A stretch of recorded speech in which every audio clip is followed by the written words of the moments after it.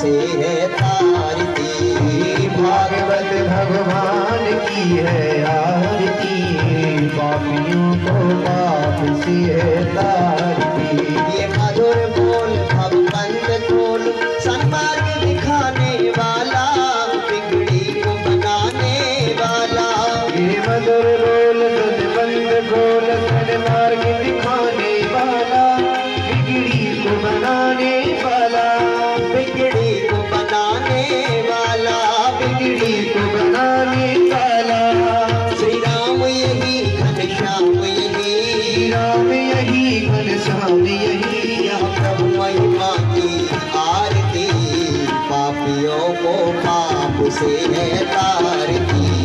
भागवत भगवान की है आरती, पापियों को पाप से है तारती। भागवत भगवान की है आरती, पापियों को पाप से है तारती। भागवत भगवान की है आरती, पापियों को पाप से है तारती। पापियों को पाप से है तारती। पापियों को पाप से है तारती।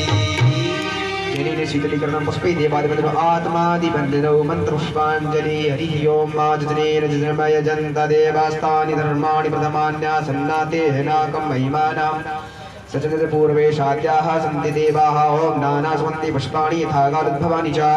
पुष्पाञ्जलिर्मया दत्तिगृहाण परमेश्वरं प्राणस्रोत्तमाय नमः। मन्त्रपुष्पाञ्जलिं समर्पयामि।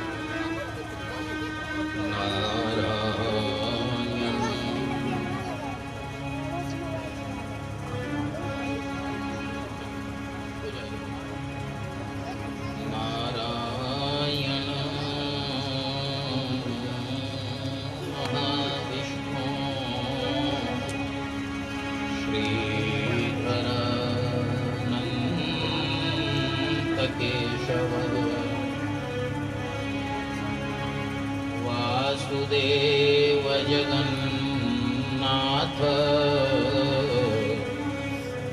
ऋषिकेश नमोस्तुते।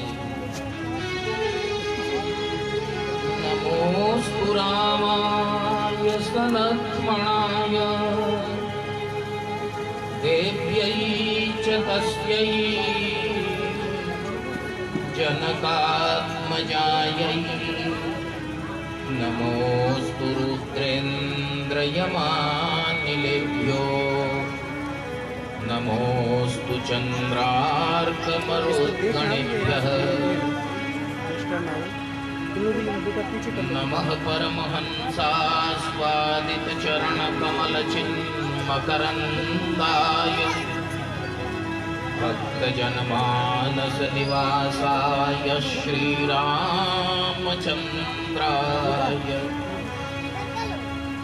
विश्वसर्गविसर्गादिनवलक्षणलक्षितम् श्रीकृष्णाख्यं परं धाम जगद्धाम नमामि तत्। वंशी विभूषितकरां नवनीरदाभा पीताम्बरादरुणबिम्बफलाधरोष्ठा पूर्णेन्दुसुन्दरमुखादरविन्दनेत्रा। कृष्णात् परं किमपि तत्त्वमहं न जाने। तप्तकाञ्चन गौराङ्गी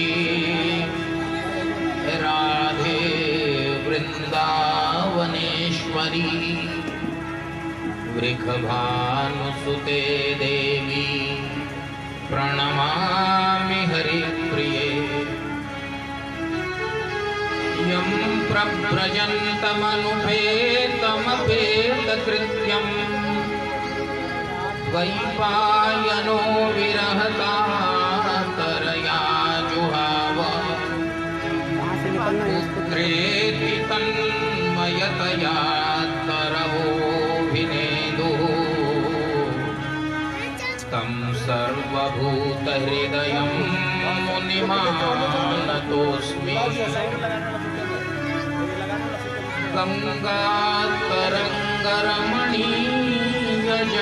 गङ्गातरङ्गरमणीयजटाकलापम् गौरी निरन्तरविभूषितवामभागम्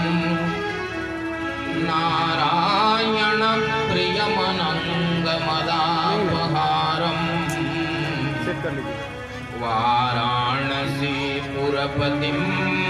भज विश्वनाथम् मनोजवं मारुततुल्यवेगम् जितेन्द्रियं बुद्धिमतां वरिष्ठं वातात्मजं वानरयूथमुख्यं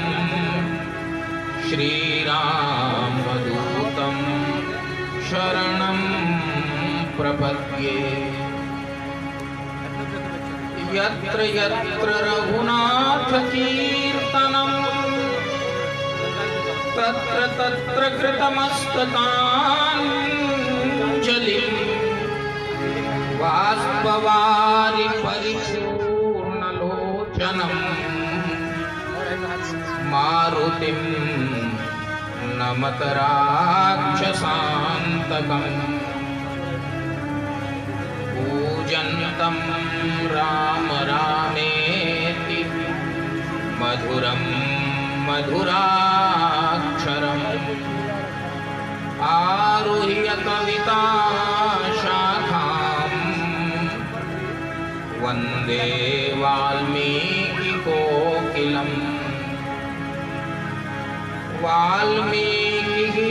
वाल्मीकिगिरिसम्भूता रामसागरगामिनी पुनाति भुवनं पुण्या रामायण महानदी निगमकल्पतरोर्गलितं फलं शुकमुखादमृतद्रवसंयुतं पिबत भागवतं रसमालयं मुहुरहो रसिका भुवि भावुका तृणादपि सुनीचेन करोरपि सहिष्णुना अमानिना मानदेन कीर्तनीयः सदा हरिः नारायण समारम्भाम् शङ्कराचार्यमध्यमाम् अस्मदाचार्यपर्यन्तां वन्दे गुरुपरम्पराम् शङ्करं शङ्कराचार्यं केशवं बादरायणं सूत्रभाष्यकृतौ वन्दे भगवन्तौ पुनः पुनः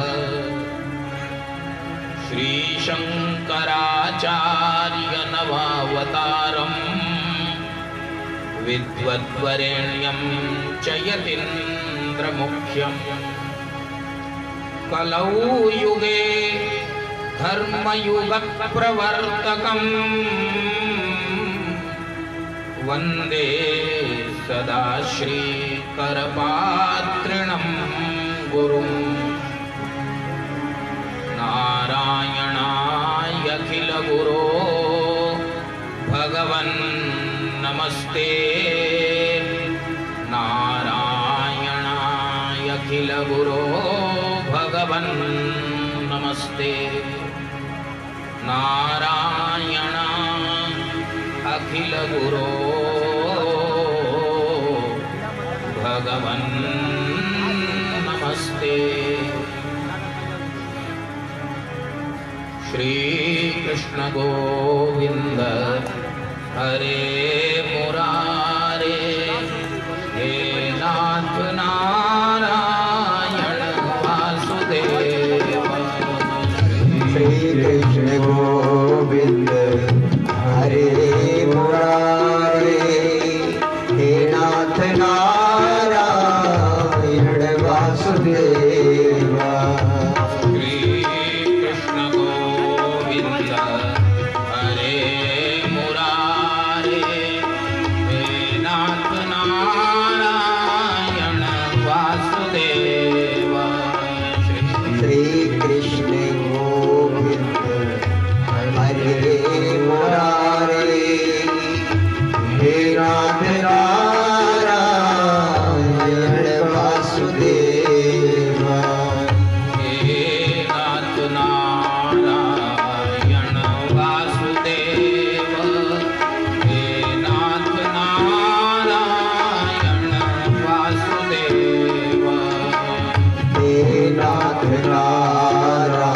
नारायण वासुदेव हे नाथ नारायण वासुदेव हे नाथ नारायण वासुदेव हे नाथ नारायण वासुदेव हे नाथ नारायण वासुदेव हे नाथ नारायण वासुदेव श्री कृष्ण गोविंद हरे मुरारे हे नाथ नारायण वासुदेव श्री कृष्ण गोविंद हरे मुरारे हे नाथ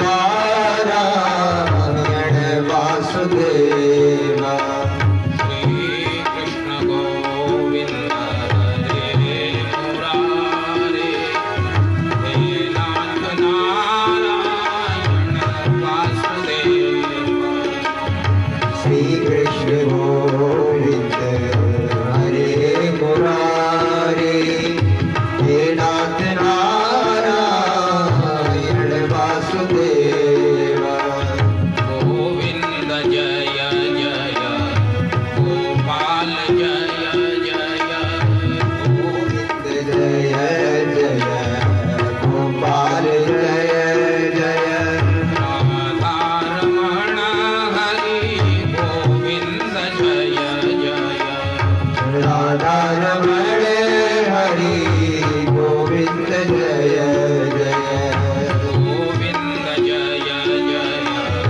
गोपाल जय जय गोविंद जय जय गोपाल जय जय राधारमण हरि गोविंद जय जय राधा रमण हरि गोविंद जय जय श्री कृष्ण गोविंद हरे मुरारे हे नाथ नारायण वासुदेव श्री कृष्ण गोविंद हरे मुरारे हे नाथ नारायण वासुदेव श्री कृष्ण गोविंद हरे मुरारे हे नाथ नारायण वासुदेव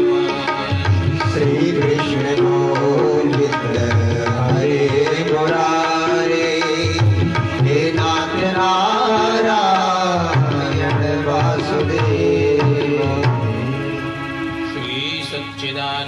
भगवान की, श्री रामकृष्ण भगवान की, जय हो, श्रीमद्भागवत भगवान की, जय हो, श्री सत्य सनातन धर्म की, जय हो, श्री हनुमान जी महाराज की, जय हो, श्री सुखदेव जी महाराज की, जय हो, श्री काशी विश्वनाथ भगवान की, जय हो, श्री जगन्नाथ महाप्रभु की, जय हो, श्री बलभद्र महाप्रभु की, जय हो, श्री भगवती सुभद्रा देवी की, जय हो, श्री चक्रराज सुदर्शन भगवान की, जय हो, श्री शंकराचार्य भगवान की, जय हो, सर्वभूत हृदय धर्म सम्राट श्री स्वामी करपात्री जी महाराज की, जय हो, संत समाज की, जय हो, जय जय श्री सीताराम, जय जय श्री राधे श्याम, नमः पार्वती पते हर हर महादेव। नैमिषेषु तमासीनम् अभिवाद्य महामतिम्, कथामृतरसास्वाद कुशलः शौनको ब्रवीत्।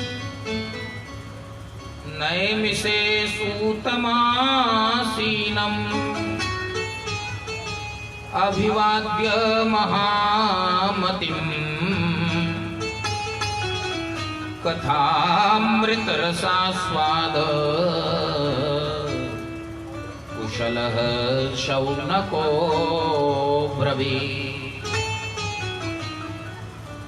श्री सूत जी महाराज श्री नैमिषारण्य के पवित्र चक्र तीर्थ में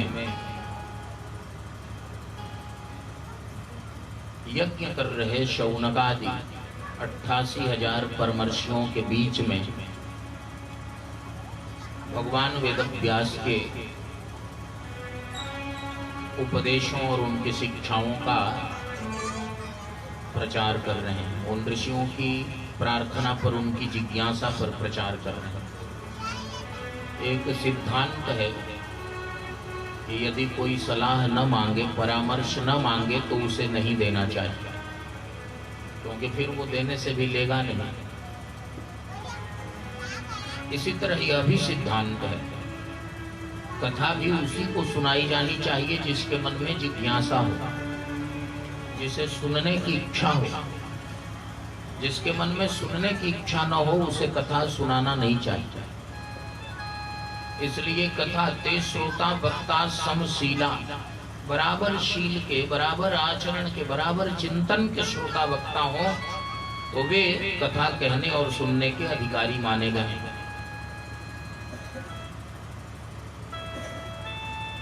श्री सूत जी महाराज के श्री चरणों में शौनक जी प्रार्थना कर रहे हैं। सूत जी कौन है, हमने कल निवेदन किया था।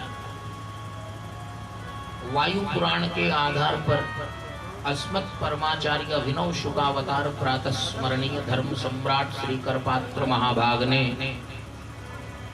श्री सूत जी महाराज को यज्ञ वेदी से प्रकट बताया है। उनका शरीर पुराणों में लिखा है कि मातृकुक्षी से प्रकट नहीं हुआ, माता के शरीर से उनका जन्म नहीं हुआ।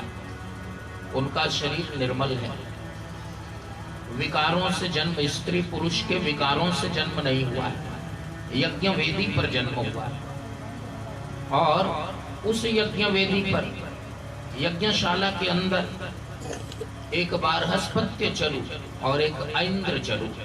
बारहस्पत्य चरु जिसमें देवगुरु बृहस्पति की शक्तियां सन्निहित थी, और ऐन्द्र चरु जिसमें देवराज इंद्र की शक्तियां सन्निहित थी, दोनों मिल गई तो सूत जी महाराज प्रकट हो गए। वक्ता वह हो सकता है, व्यासपीठ पर विराजमान होने की क्षमता उसमें हो जिसमें बृहस्पति की तरह दक्षता हो और इंद्र की तरह शूरवीरता हो। यदि ये दोनों नहीं हैं तो ये व्यास गति क्या है? ये शिक्षा तंत्र है। समाज को शिक्षित करना है। वो एक विद्यालय, महाविद्यालय, विश्वविद्यालय में शिक्षा का कार्य कर रहे हैं तो उनके पास बड़ा टफ काम है, टफ टास्क है। सारे बच्चे एक जैसे नहीं होते, सब अनुशासित नहीं होते, सब सुशील नहीं होते, सबको शिक्षित करना कठिन है। लेकिन पूरे समाज को शिक्षित करना, धर्म परायण बनाना, धर्मात्मा बनाना और उसे मोक्ष तक ले जाना, ये दायित्व है इस व्यासपीठ का, व्यास गति। और ये दायित्व तभी पूर्ण होता है जब बृहस्पति और इंद्र दोनों की शक्तियां, दोनों की मेधा, दोनों की दक्षताएं एक साथ मिली हुई हो। और इसके बाद जब वह सूत प्रकट हुए यज्ञवेदी से, तो एक और अयोनिज आचार्य जो मातृकुक्षी से प्रकट नहीं, माता के हाथों पर ही प्रकट हैं, भगवदावतार हैं, भगवान के साक्षात अवतार हैं, उनका नाम है भगवान वेदव्यास। भगवान वेदव्यास ने श्री सूत जी को पढ़ाया। हमने कल निवेदन किया था, इतिहास पुराण वेदानाम पंचमो वेद, पांचवा वेद दिया। 4 वेदों के यदि अधिकारी ना मिले तो उनको ये पंचम वेद देना, ये डोज फेल नहीं होता, ये काम करने वाला डोज। अधिकारी अनधिकारी जो हो, यदि सुन लिया, पुराणों को सुना, श्रवण किया, तो पुराणों को श्रवण करते ही सबसे पहला काम क्या होता है? सुनत श्रवण पाई विश्रामा, उसे विश्राम शांति मिलती। सुनत श्रवण पाई विश्राम, मन कर विषय अनल बन जरई, होई सुखी जो यही सर परई। शौनक जी महाराज कौन है? थोड़ा सा विचार कीजिए। 88,000 परमर्षियों ने एक स्थान पर बैठकर यज्ञ किया।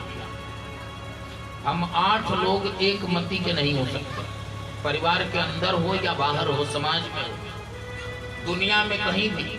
हमारे यहाँ सनातन सिद्धांत है, एक उक्ति बड़ी प्रसिद्ध है, मुंडे मुंडे मतिर भिन्ना। 4 लोगों में 4 प्रकार के मत, कभी कभी 40 प्रकार के मत हो जाते हैं। लेकिन 88,000 हमारे पूर्वाचार्य, पूर्वज ऋषि लोग हैं, 1-2 नहीं, 88,000। कल्पना कीजिए।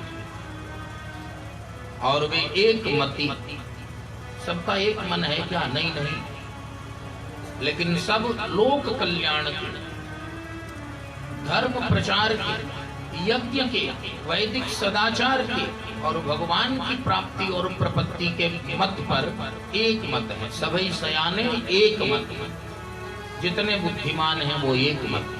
ये काम जरूरी है। आज तो धर्म का विरोध करने वाले भी लोग हैं और धर्म का लाभ लेने वाले भी लोग हैं। एक मत उनका खुद में ही नहीं है, उनका जो है वो डिवाइडेड माइंड है, उनकी आपस में ही बटी हुई मस्तिष्क से वो काम कर रहे हैं, बटे हुए विचारों से चल रहे हैं, इसलिए देश को लाभ नहीं मिल रहा है। लेकिन उन परमर्षियों का एक मत, एक चिंतन था और उसको पूर्ण करने के लिए सबसे पहले उन्होंने क्या किया? श्री ब्रह्मा जी के द्वारा निर्दिष्ट, उनके चक्र के द्वारा निर्देशित अत्यंत पवित्र स्थान पर नैमिषारण्य के चक्र तीर्थ में उन्होंने यज्ञ शुरू किया। पहले देश पवित्र हो, देश, काल और पात्र 3 का विचार करना चाहिए।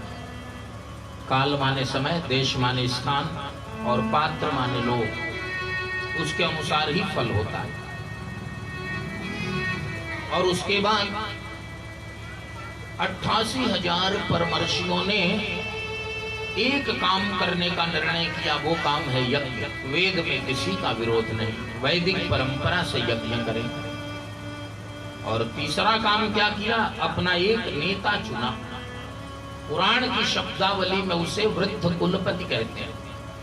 हमारा नेता कौन हो? नेता कौन हो सकता है? नियते प्राप्यते अनिनेति, जिसके द्वारा लक्ष्य को प्राप्त करें उसका नाम है नेता। नी धातु होती है ले जाने के अर्थ में। जो सन्मार्ग को पर सबको ले जाए उसका नाम है नेता। अलग बात है कि आज की तारीख में किसी को 2 बार नेता कह दिया जाए तो वो समझेगा कि मुझे चिढ़ा रहा है या अपशब्द कह रहा है, ऐसा भी है। लेकिन नेता कौन है?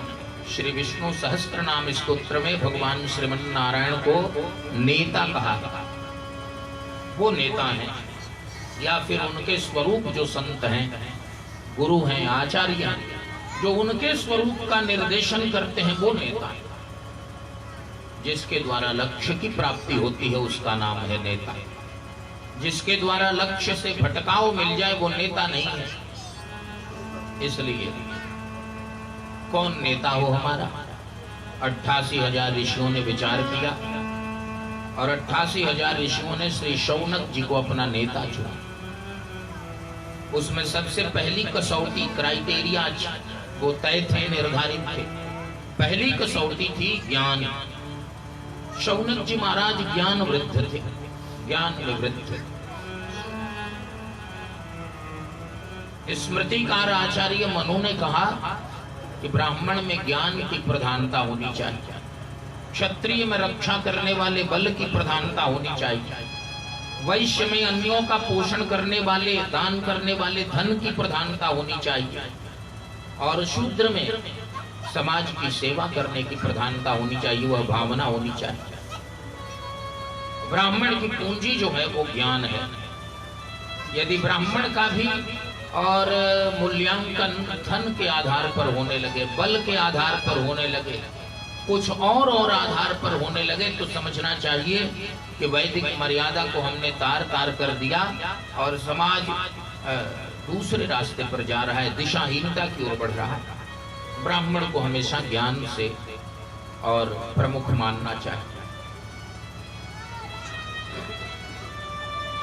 ब्राह्मण को ज्ञान से, शौनक जी में ज्ञान की प्रचुरता है, अधिकता है।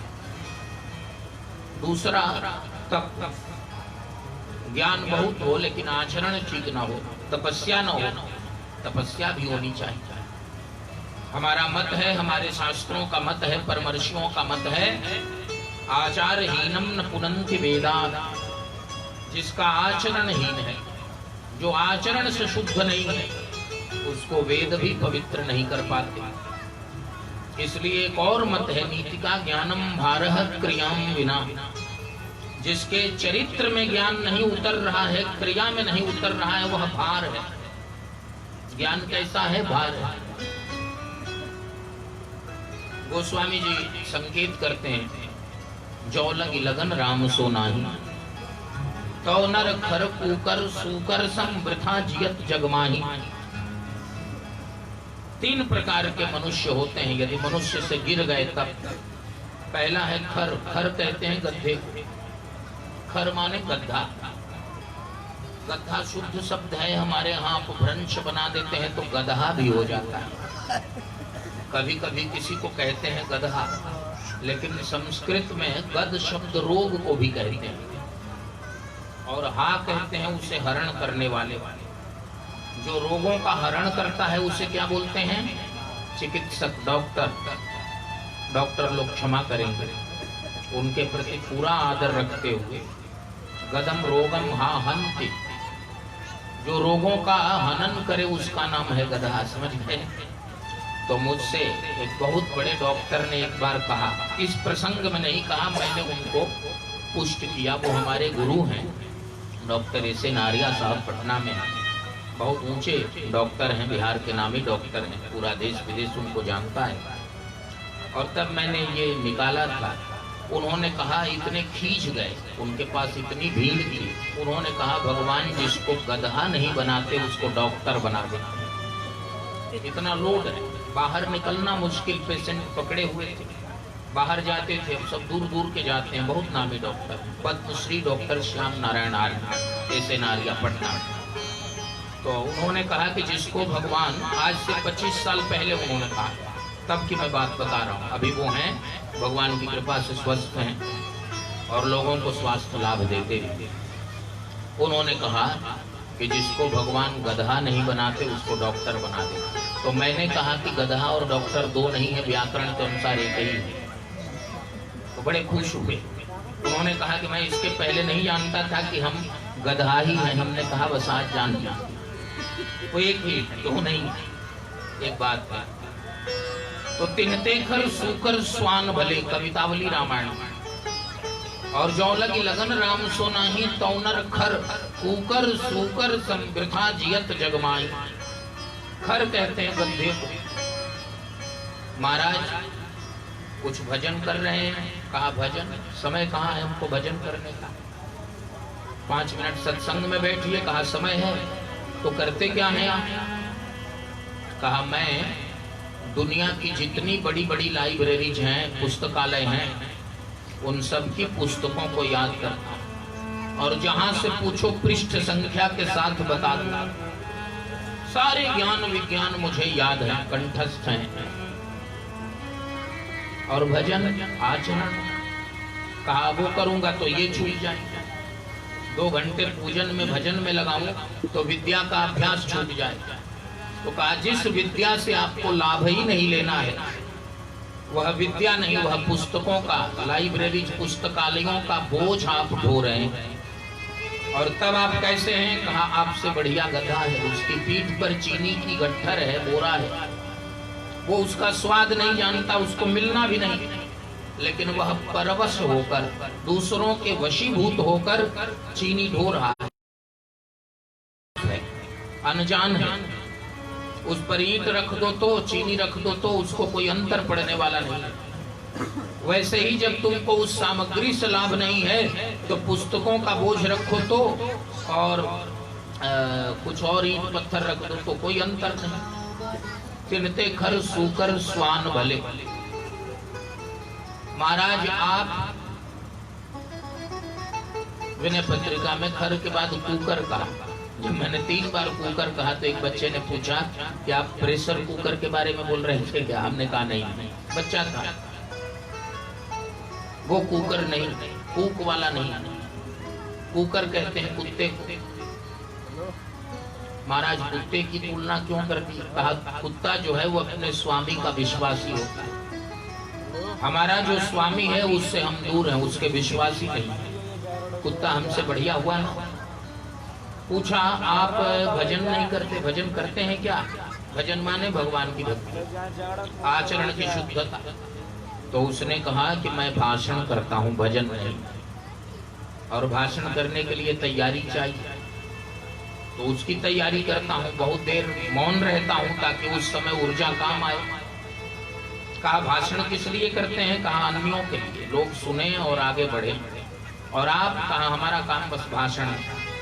तो कहा आपसे बढ़िया कुत्ता है, वह भाषण भी नहीं करता, भौंकता है, लेकिन उसके भौंकने से 2 लाभ होते हैं। चोर सावधान हो जाते हैं, और जो गृहस्थ स्वामी हैं, घर वाले, गांव वाले हैं, वो जग जाते हैं। और चोर भी सावधान हो जाते हैं कि कुत्ते ने देख लिया। तिनते खर कूकर, खर कूकर। और तीसरा है सूकर। महाराज आप भजन क्यों नहीं करते? कहा हम भजन इसलिए नहीं करते, न कर पाते न कर सकते, क्योंकि हमारे जीवन में बहुत सुख सुविधाएं हैं।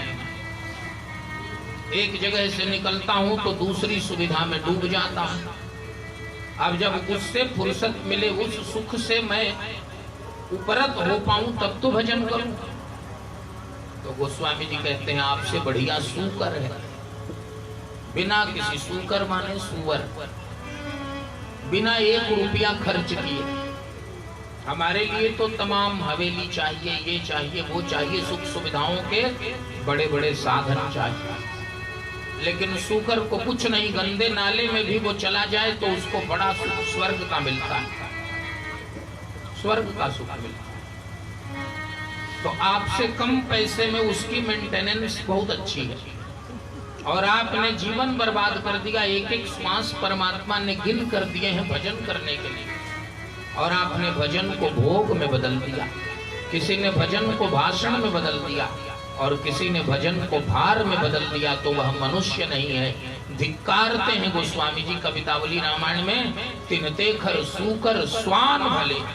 उससे खर सूकर स्वान माने कुत्ता भला है, अच्छा है, ये लोग भले हैं, और ये मनुष्य होकर भी बेकार है। श्री भर्तृहरि महाभाग की प्यारी पंक्तियां हैं, प्रसिद्ध पंक्तियां हैं। तृणम न खादन न जीवमानः तद्भाग ध्येयं परमं पशूनां साहित्य संगीत कला विहीनः साक्षात् पशुः पुच्छ विषाणहीनः तृणम न खादन न जीवमानः तद्भाग ध्येयं परमं पशूनां।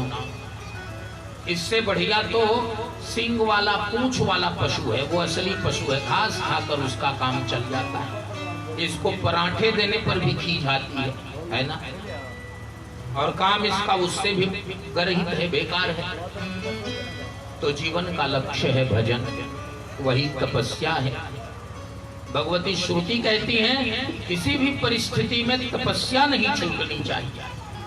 5 मिनट, 10 मिनट, 15 मिनट, 20 मिनट का एक नियम बनाइए कि प्रतिदिन इतनी देर से इतनी देर तक यह नियम हमें पालन करना ही है। और यदि यह नियम बने, हमारे संतों ने कहा है जीवन में थोड़ा सा नियम आना चाहिए।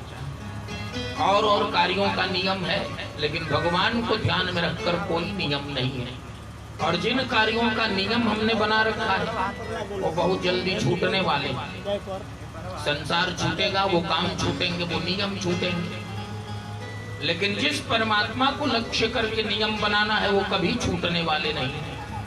पुराणों में लिखा है कि जीव जब अपनी दुष्टता के कारण, अपने दोषों के कारण, अपने पापों के कारण अधोगति को प्राप्त होता है, नरक इत्यादि में भी जाता है, भीषण यातनाएं, भयंकर यातनाएं भोगता है, भगवान वहां भी उसका साथ देते हैं, सभी जीवों का साथ देते हैं। जो नरक में जाता है उसका भी साथ देते हैं, छोड़ते नहीं। भगवान ऐसे हैं जो नरक में भी हमें संभालने वाले। श्रीमद् भगवत गीता में भगवान डंके की चोट पर बोलते हैं भोक्तारम यज्ञ तपसाम सर्वलोक महेश्वरम सुहृदम सर्वभूतानां ज्ञात्वा मां शांतिं रक्षति, मां ज्ञात्वा शांतिं रक्षति।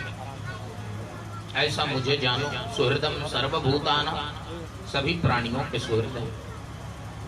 और उन भगवान के लिए कोई नियम नहीं, भगवान के लिए नियम आवश्यक है। और यदि नियम हमारे जीवन में आ गया, भगवत प्रेम का, भगवत विषयक नियम, तो हमारे पूर्वाचार्यों ने बड़ा सुंदर कहा, नेम बढ़ावत प्रेम को, प्रेम बढ़ावत ने। जिसके जीवन में नेम माने नियम आ गया तो उसके जीवन में भगवान के विषय में प्रेम आ जाता है। नेम बढ़ावत प्रेम को, प्रेम बढ़ावत ने। जाघर ने मन प्रेम है, ताघर कुशल नक्षे।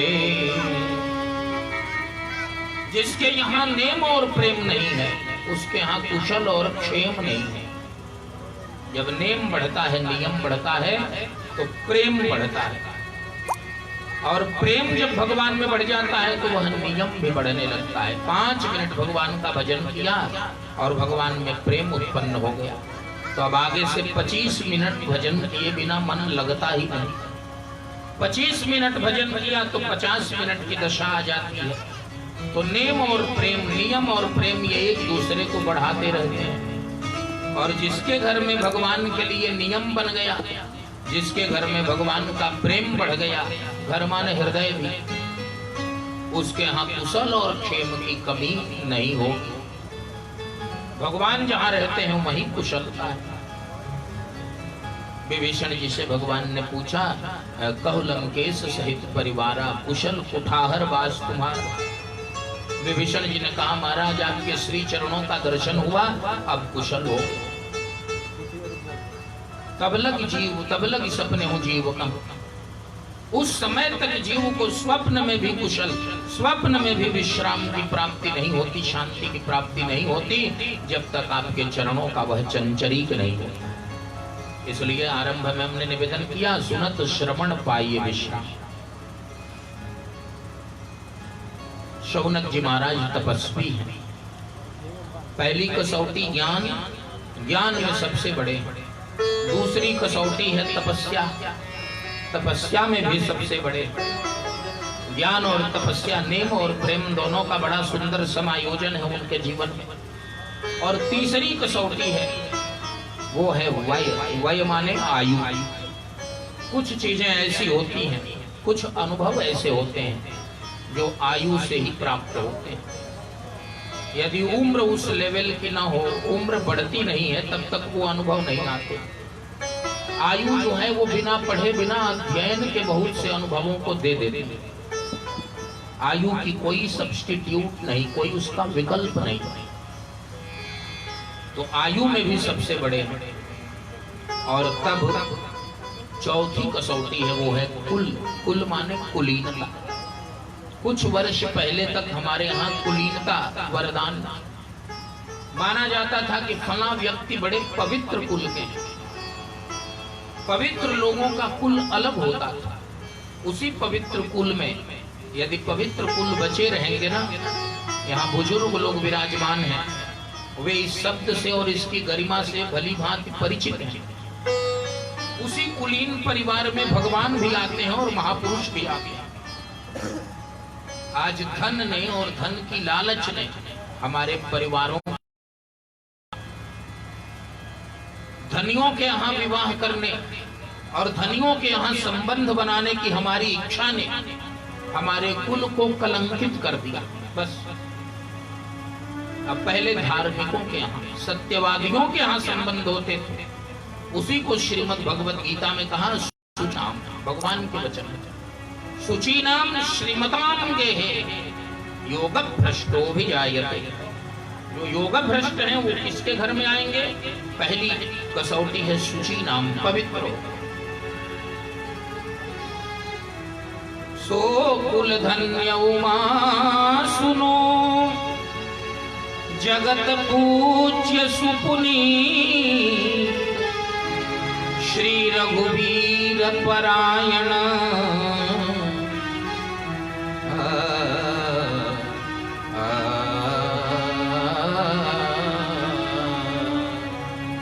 श्री रघुवीर परायण, जहि नर उपज बिनी। सो कुल धन्य उमा सुनो, जगत पूज्य सुपुनी। विश्व वंद्य, जगत वंद्य वह कुल है और वह पवित्र कुल है, सुपुनीत कुल है, जिस कुल में श्री रघुवीर परायण, भगवत परायण, धर्म परायण महानुभाव जिस कुल में प्रकट होते हैं। अब कुल पर चर्चा चली है तो मैं दो शब्द और जोड़ दूं। वर्णाश्रम सदाचार धर्म है। पहले, आज से 20 साल पहले अखबारों में हम लोग पढ़ते थे, अमेरिका में, इंग्लैंड में और देशों में, फ्रांस में, तमाम देशों में किसी महत्वपूर्ण व्यक्ति का कब तलाक हुआ, कब विवाह हुआ, कब डिवोर्स हुआ, कब उसकी रीमैरिज हुई। कभी सोचते नहीं थे कि हमारे यहाँ भी ये घटनाएं हों। हमारे यहाँ ब्रह्म विवाह होता है। बहुत जांच पड़ताल पहले कुलों की, वंश परंपरा की, शील स्वभाव की होती थी। आज जांच पड़ताल फोटो की हो रही है। और परिणाम क्या है? जो विकृतियां उन देशों की हम 15-20 साल पहले पढ़ते थे, वो विकृतियां अब आज हमारे यहाँ प्रत्येक घरों में आ गई। एक महात्मा दिल्ली में अपने किसी बड़े शिष्य के यहाँ बैठे थे, बड़े माने प्रभावशाली। महात्मा के सामने उनकी बेटी का फोन आया, उनके शिष्य के बेटी का, लंदन से। पापा, हाँ बोलो। मैंने फिर नई शादी करी। उन्होंने कहा बहुत बधाई। कहा आपको बुलाया नहीं? तो पापा ने बड़ी बेतकल्लुफी से कहा कि इस बार नहीं बुलाया तो कोई बात नहीं, अगली बार जब करना तो बुला लेना। माने शादी कैलेंडर हो गया। महीने 2 महीने में पन्ने बदल दीजिए, साल में बदल दीजिए। और हमारे यहाँ कुलीनता कैसी है? एक बार विवाह हुआ तो 100 जन्मों तक, मोक्ष तक वे साथ रहते। पुराणों में यही उदाहरण है। इतनी ऊंची पावनता, इतनी ऊंची पवित्रता, और यह पवित्रता जिस कुल में बची है, उस कुल में, उस कुल का भगवान भी उसका सम्मान करते हैं। तो श्री शौनक जी महाराज, पुराणों में लिखा है, भृगुवंश में, भृगु कुल में। और भृगुवंश ऐसा है, भगवान श्रीमद् भगवत गीता में कहते हैं, महर्षि नाम भृगुरहम्, महर्षियों में मैं भृगु हूं। और उसी भृगुवंश में श्री शौनक जी महाराज हैं, जिसमें भगवान ने भी अवतार लिया। आचार्य ने भी शुक्र के रूप में, कवि नाम उशना कवि, वे शुक्राचार्य जी उसी वंश में। उस वंश में उसकी कुलीनता में कहीं संदेह नहीं। ऋषियों ने कहा सबसे ऊंचा वंश है, भगवत परायण वंश है, इसमें भगवान का भी अवतार हो चुका है, आचार्य का भी अवतार हो चुका है। इसलिए कुल में भी वृद्ध शौनक जी महाराज को माना और उन्हें अपना नेता बनाया। पुराणों में उन्हें वृद्ध कुलपति कहते हैं। 88,000 ऋषियों का मंतव्य, उनका मनोभाव श्री शौनक जी महाराज अभिव्यक्त कर रहे हैं। शौनक जी नीचे बैठे, आयु में बड़े, ज्ञान में बड़े, तपस्या में बड़े, कुल में बड़े, और सूत जी महाराज ऊपर बैठे हैं, आयु में छोटे, लेकिन यज्ञशाला से, यज्ञ वेदी से प्रकट शरीर है, और भगवान वेदव्यास के साक्षात शिष्य हैं। सूत जी महाराज ऊपर बैठे, और सूत जी महाराज के श्री चरणों में शौनक जी महाराज प्रार्थना करते हैं।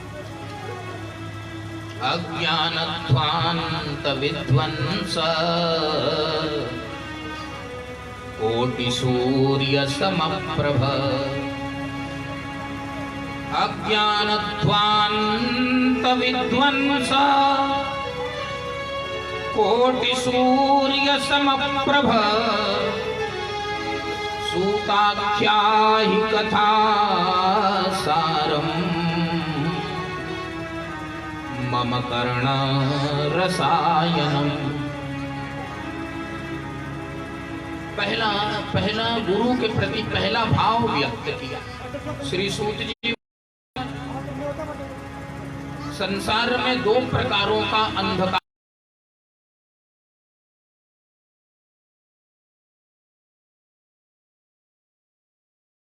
बाहिर जगत का। ये जो अंधकार है ना, क्यों है? भगवान सूर्य के अस्ताचल पर चले जाने के कारण है, सूर्यास्त हो जाने के कारण।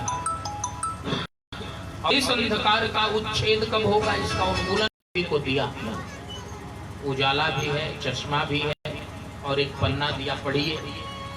उसने कहा इसमें ज्यादा कुछ पढ़ना नहीं है, ये काले काले अक्षर हैं। काले अक्षर का मतलब कहा जैसे भैंस की जैसी रंग होती है, काला अक्षर भैंस बराबर, यही उसने पढ़कर बताया।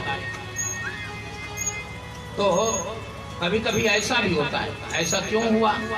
क्योंकि अक्षरों के ज्ञान कराने वाले गुरु से उसकी भेंट नहीं हुई।